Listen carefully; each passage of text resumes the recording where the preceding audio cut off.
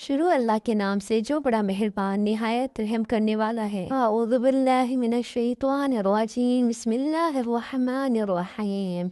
यासीन वल कुरआनिल हकीम, इन्नका लमिनल मुरसलीन अला सिरातिम मुस्तकीम। तंजीलल अज़ीज़िर रहीम, लितुनज़िरा कौमम मा उन्ज़िरा आबाहुम फहुम गाफिलून। लक़द हक़्क़ल क़ौलु अला अक्सरिहिम फ़हुम ला युमिनून। इन्ना जअलना बिस्मिल्लाहिर्रहमानिर्रहीम। अर्रहमान अल्लमल कुरआन खलक़ल इंसान अल्लमहुल बयान। अश्शम्सु वल क़मरु बिहस्बान वन्नज्मु वश्शजरु यसजुदान वस्समाअ रफ़अहा ववضअल मीज़ान अल्ला ततग़ौ फ़िल मीज़ान वअक़ीमुल वज़न बिलक़िस्ति वला तुख़सिरुल मीज़ान वल्अर्ज़ वضعها للأنام فيها فاكهة والنخل ذات الأكمام والحب ذو العصف والريحان فبأي آلاء ربكما تكذبان। दिन का आगाज़ किया नमाज के साथ और खुदा के कलाम के साथ। तो स्टार्ट करते हैं आज का व्लॉग। अस्सलामु अलैकुम माय यूट्यूब फैमिली, कैसे हैं आप सब? उम्मीद है अल्लाह के करम से आप सब भी ठीक होंगे। हम सब भी ठीक हैं, खैर खैरियत से हैं। बच्चों को स्कूल भेजने के बाद मैंने खुद भी नाश्ता किया और घर की सफाई स्टार्ट कर दी। स्टार्ट में नमाज और कुरान का क्लिप दिखाने का मकसद ये हरगिज़ नहीं कि मैं ये बताने की कोशिश करूं कि मैं बहुत नमाजी हूँ या मैं बहुत कुरान पढ़ती हूँ या मैं बहुत नेक हूँ। तो ये दिखाने का मकसद सिर्फ आप लोगों को या हर उसको जो डीमोटिवेट हुआ हो या जो परेशानी में गिरफ्तार हो, तो उन सबको मोटिवेट करना है। सबसे पहले आप अपनी ज़िंदगी में नमाज को शामिल करें। जब आप नमाज को अपनी ज़िंदगी में शामिल करेंगे तो आप देखेंगे कि आप के साथ अल्लाह ताला किस तरह खड़े होते हैं। कोई भी परेशानी हो, कोई भी मुश्किल हो, आप कलम या वहाँ से ऐसे निकालेंगे, आप खुद परेशान हो जाएंगे कि ये तो मेरे बस में ही नहीं था, ये यहाँ से तो मैं निकल ही नहीं सकती थी या कुछ भी। तो आप खुद परेशान हो जाएंगे कि आपको नमाज जो है परेशानियों से कैसे आपको निजात दिलाएगी।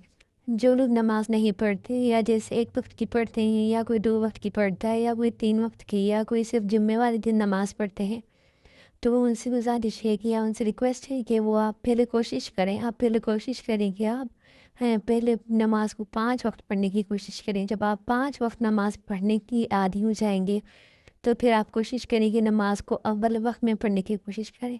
नमाज थोड़ी देर बाद पढ़ने की भी अहमियत है, फ़जीलत है, लेकिन वो फ़जीलत जो आप अज़ान के साथ या फ़ौरन आप पढ़ते हैं अव्वल वक्त में, उसकी अहमियत वो सबसे अफजल है।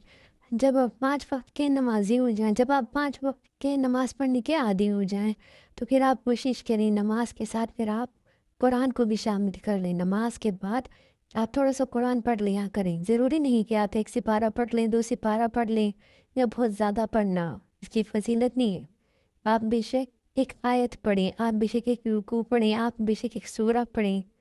तफसीर के साथ अगर आप पढ़ते हैं तो इसकी अहमियत तो फिर बहुत ही ज़्यादा है। लेकिन अगर आपके पास टाइम नहीं होता या इस तरह, फिर भी आप कोशिश करें। अगर आपके पास एक सूरे की तफसीर आप नहीं पढ़ सकते, एक आयत की आप पढ़ लें, लेकिन जो कुरान जो है समझ के पढ़ने की या जो फजीलत है तो फिर वो बहुत ज़्यादा है।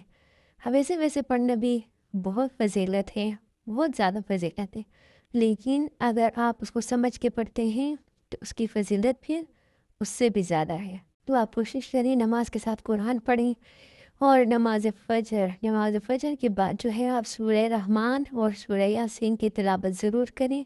फिर आप देखेंगे आपकी जितनी भी परेशानियां हैं वो सब कैसे हल होती हैं।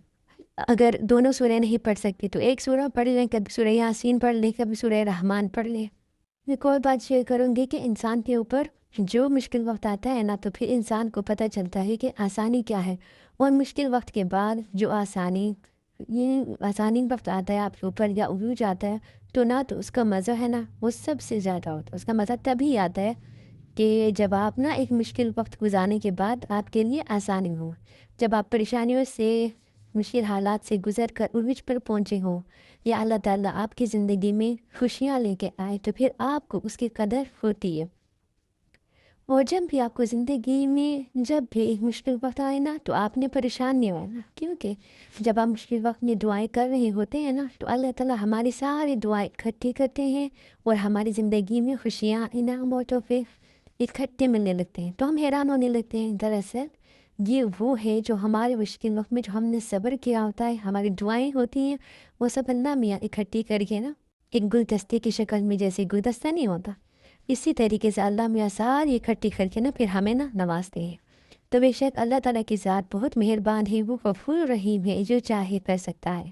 تو پھر میں نے صفائی یہاں پہ جو ہے میں نے صفائی کرنے کے بعد پھر میں نے کل لنچ بنانا اسٹارٹ کر دیا تھا، تو لنچ میں بنا رہی تھی چنے کا سالن، تو پھر اس کے بعد پھر میں نے ساتھ ہی روٹی بھی بنا لی۔ ہاں تو میں بات کر رہی تھی مشکلات وغیرہ کے بارے میں، تو باقی جو آزمائشیں ہیں وہ ہمارے نبیوں اور اماموں پر آئی ہیں، تو ہم کیا چیز ہیں، اس لیے جب بھی حالات بری ہوں، جو بھی حالات ہوں، ہم سب انسانوں کو صبر اور شکر کرنا چاہیے۔ ایک واقعہ آپ سے شیئر کروں کہ ایک بادشاہ تھا جو بہت غصے والا تھا، لیکن اسے خیال آیا تو اس نے اپنے وزیر سے کہا کوئی ایسی بات بتاؤ کہ میں جب پریشان ہوں تو خوش ہو جاؤں اور جب خوش ہوں تو میں افسردہ ہو جاؤں۔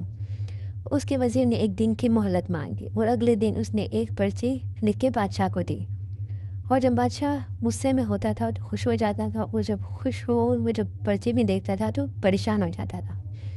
تو پھر کسی نے پوچھا کہ بادشاہ ایسا کیا لکھا ہے کہ آپ اس طرح ہو جاتے ہیں؟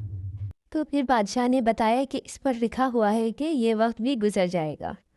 جب بادشاہ جو ہے خوش ہوتا تھا تو وہ پرچی کھول کے دیکھتا تھا، اس میں لکھا ہوتا تھا کہ یہ وقت بھی گزر جائے گا، تو وہ اس لیے افسردہ ہو جاتا تھا کہ ابھی خوشی کا وقت ہے تو یہ وقت گزر جائے گا۔ اور اس کے بعد جب اگر وہ افسردہ ہو تو پھر وہ پرچی پہ دیکھتا تھا تو پھر وہ خوش ہو جاتا تھا، وہ کہ یہ سوچ کے خوش ہوتا تھا کہ یہ وقت بھی گزر جائے گا۔